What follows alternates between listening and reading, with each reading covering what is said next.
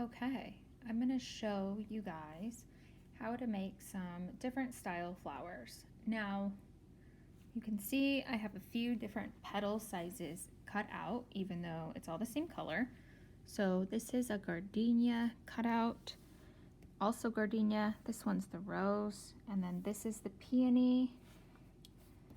And then mixed with these little ones are also gardenia.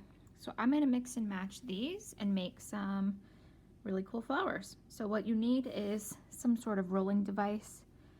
I like to use a bigger glue stick because I have it and it's smooth, no edges.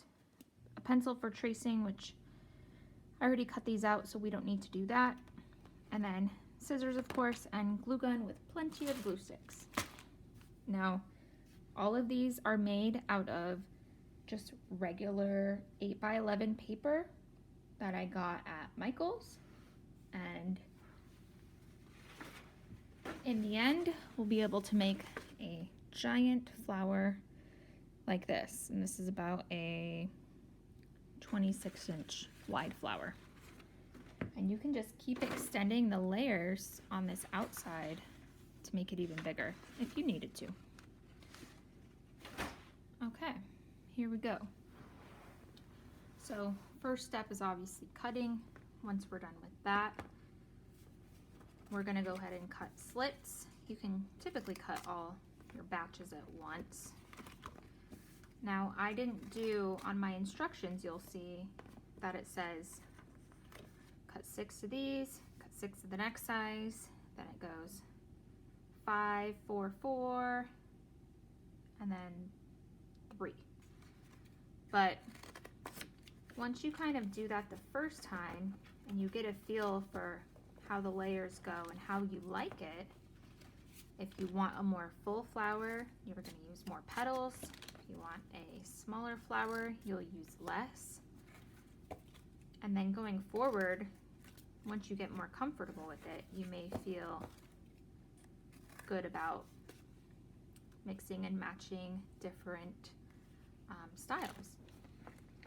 And just remember, it does not need to be perfect. Don't worry about your edges. Don't worry about if your paper was too small, and you can see how they line up. Like, they're not perfectly even. They're not perfectly even. You will never notice because we're going to roll the edges, and you can see some of my cuts are kind of sharp and not great, but promise you'll never notice. I'm probably the sloppiest flower maker now that I've been doing it a while, and I promise you do not notice the difference of being a perfectionist in this. These are super graceful and you can really do whatever you want. So after we do our slits, we're then going to roll our flowers. And you can do this in any sort of pattern that you want. It's kind of fun. I'll show you this again. So it's kind of fun. Some are going in, some are going out. I kind of like to alternate to make a super full flower. And you can kind of just mix and match however you want to do that. I just recommend at least having some sort of movement, or else they're just going to lay flat on top of each other and they're not going to look like a full flower, even though it's probably the same amount of petals. So make it worth it. Roll them up.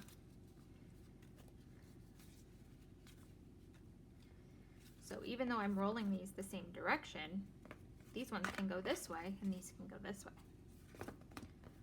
And you can do every other leaf on the center, or however you want to do it. You can even go some up and some down, like that.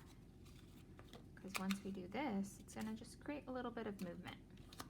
Hope that makes sense. Okay.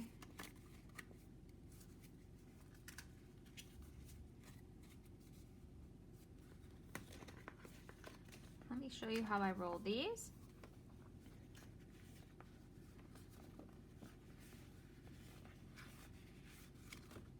So I kind of do one edge and the other. Now, keep in mind, I'm rolling 6 at once because I don't want a harsh, tight curl.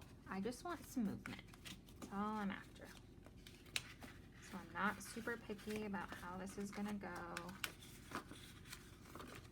That looks pretty good. It's a little bit of movement. You can always keep going too, down the road. We're not stuck in this. So this is the gardenia leaf.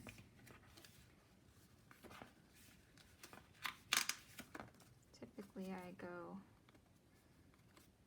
2 ways on this one.